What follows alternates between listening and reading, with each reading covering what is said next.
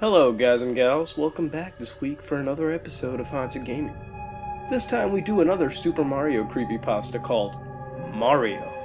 Now before we begin, this creepypasta is pretty unique in that the game it details actually exists as a ROM hack for Super Mario World, and the entire creepypasta was detailed on a post at SMW Central by a user called Adam, and it spanned out across a number of posts. Also, it's pretty lengthy. That being said, let's go and see what this has to offer. The creepypasta begins with Adam telling us what happened on a boring night. On that night, Adam signed into an IRC chat room named #SMWC. Adam talked to the other users and after a while browsed the hacks waiting to be moderated section.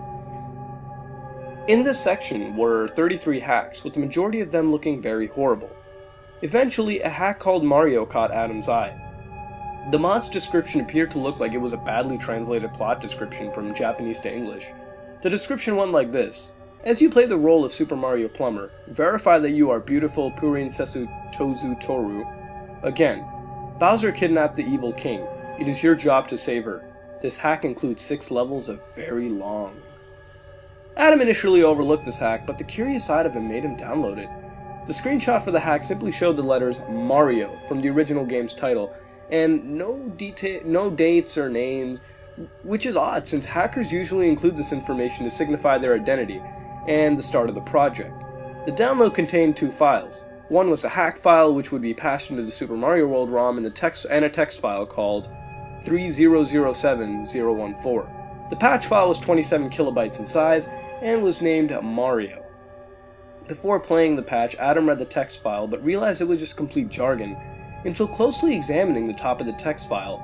A string of characters appeared on screen like you're seeing right now. In the string were the words "Find me," repeated again and again. Adam grew more and more interested and decided to patch the ROM and play this hack. After patching the game, Adam started it up in an emulator and saw that the title had been replaced with the letters Mario. Also on the title screen, the layer 3 tiles were absent, making the game's color palette seem dull.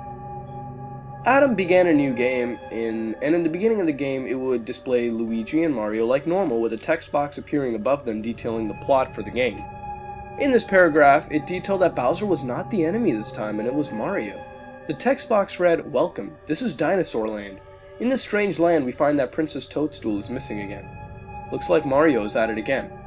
Adam knew something was odd about this specific hack, even though he had played countless hacks for nearly 2 years. Adam pressed the start button and instantly went into the overworld. It looked like the exact same overworld from the real game, except that level names were different.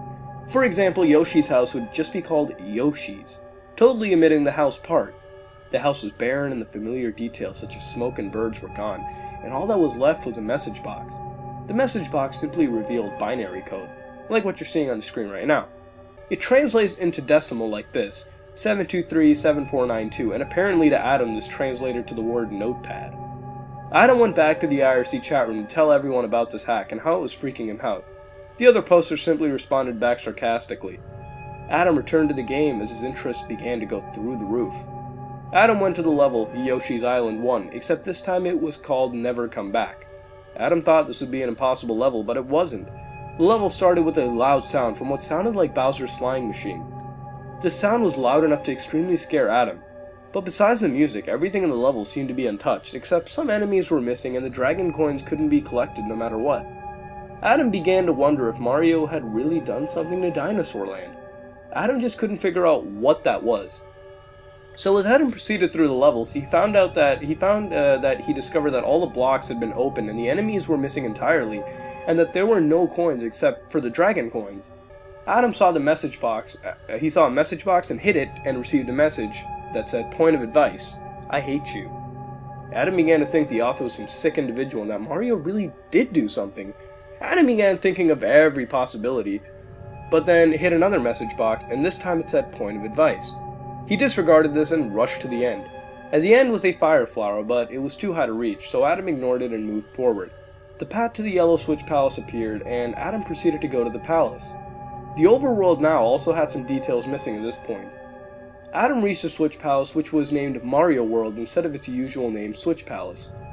On reaching the level Yoshi's Island 2, which was now named Yoshi's House, Adam began the level and noticed the color palette was changed as well as the background.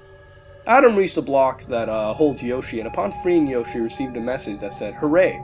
Thank you for rescuing me. My name is Yoshi. On my way to rescue my friend." Adam wondered what could Mario even have done to Dinosaur Land, and again pondered every single situation. Venturing further into the level, though, Adam did see another message box, which wasn't even remotely normal, as it stated, "But is there anything I can do to change your mind?" Adam wondered what this meant, and was now even more curious about Mario. Adam also believed someone was talking to him through these message boxes, possibly Yoshi. Again in this level, many things were missing except for some enemies like the moles and chucks. Another message box appeared, which stated, "Point of advice, this is the selfish way out." Adam wondered what this meant. Was the game calling him selfish for playing this hack? Was Yoshi contacting him? No matter what, Adam was getting more and more creeped by this hack.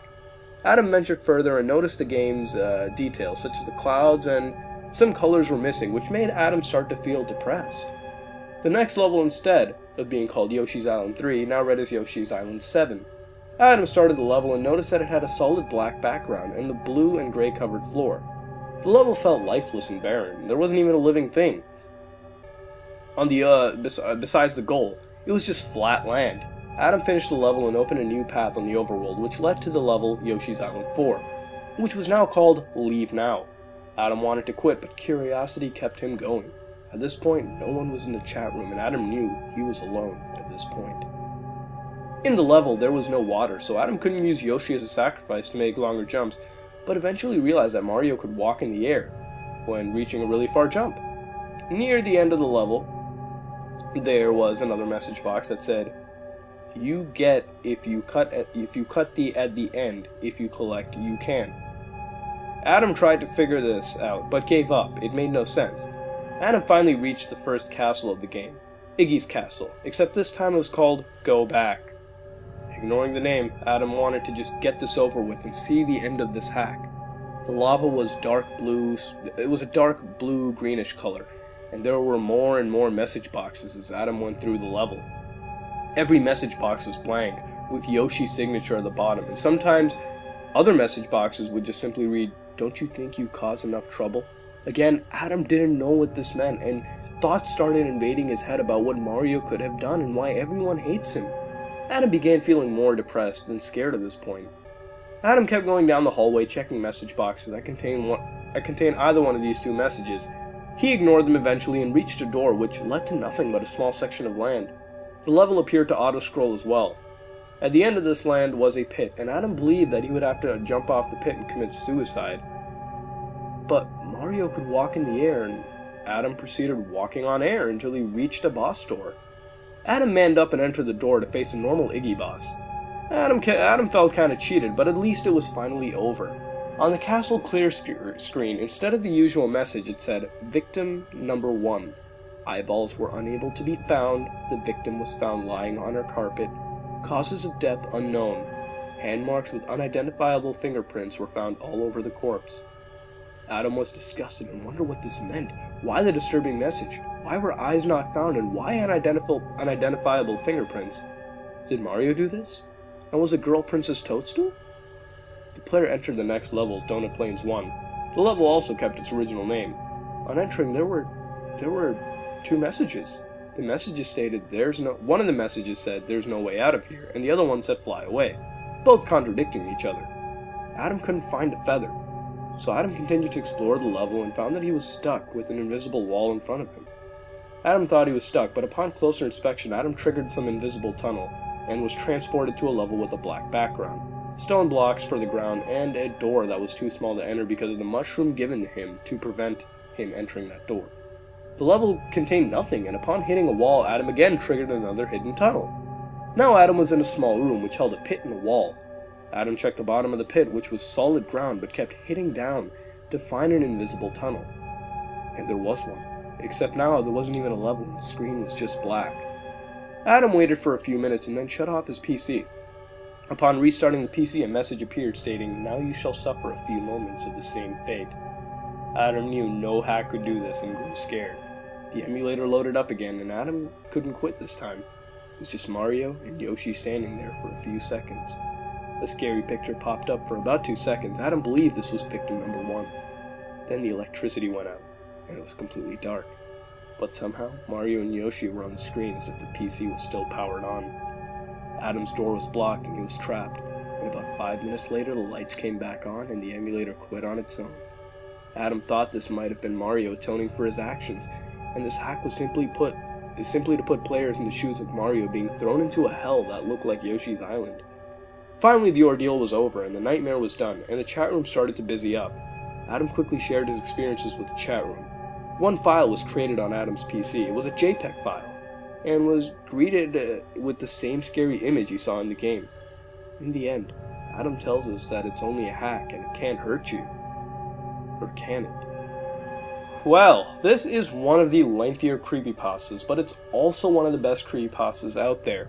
This one is unique because the hacked game actually exists, and it's available to play as long as you have an emulator and ROM of the original Super Mario World. Now, other creepypastas have their games, such as Sonic.exe, but it's fan-made, whereas this isn't fan-made, and was posted by the user Mario. It was actually on the website at the time of writing. The one thing I really love about this creepypasta is how it happened in real time. See, on the forums, this creepypasta details the SMW forums, which is a real legit site that actually hosts hacks for Super Mario World. Now, this creepypasta, what I mean by occurring in real time, is that it wasn't kind of written in advance.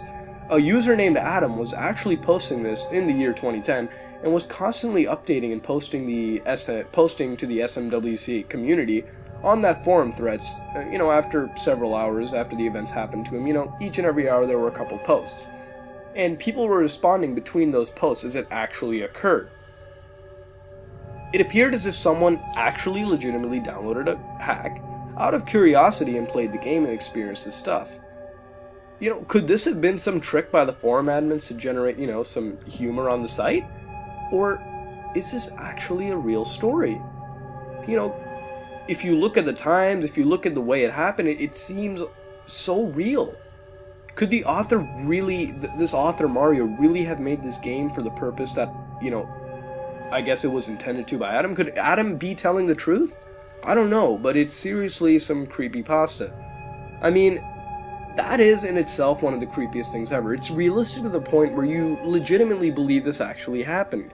And I'm still having doubts. I'm thinking, it could have actually happened. And you know what? This creepypasta didn't even need to use gore or blood. Rather, just create an experience that gradually grows more creepy as time moves on. Rather than, get right into the creepiness, it gradually pulls you in. And to be honest, summarizing this creepypasta isn't worth it. You really have to read that forum thread that Adam posted in, about the hack to get this full effect.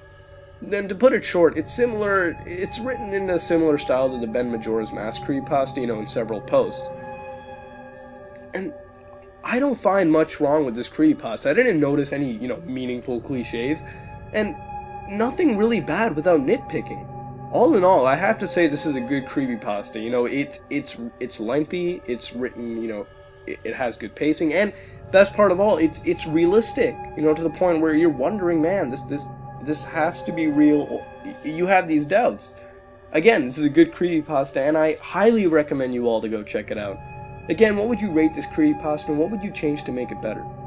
This has been another episode of Haunted Gaming, and if you like what you saw, then like, comment, and subscribe. This is me, Mudahar, from Some Ordinary Gamers, and I'm out.